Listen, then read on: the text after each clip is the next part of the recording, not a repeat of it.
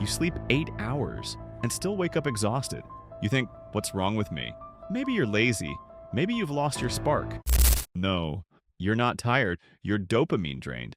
You expect sleep to fix everything, but your brain's still foggy. Because while your body rested, your mind never shut off.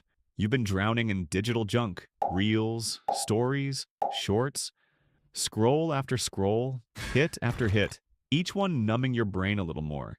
Here's the truth. Dopamine isn't just pleasure. It's your drive, your fuel. And when you burn it out with constant stimulation, you crash. Motivation dies. Focus disappears. Even small tasks feel heavy. Silence becomes unbearable. You're not lazy.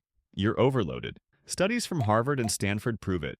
Too much stimulation fries your focus, drains your memory, and leaves you mentally exhausted. You don't need more sleep. You need a reset. Here's how to reclaim your mind. 1 hour a day, no noise, no phone, just silence. Let your brain breathe. 2. Embrace boredom. Sit still. Let your thoughts settle. Train your focus. 3. Start your day with discomfort. Push-ups, journaling, cold showers. Do something hard before you touch your phone.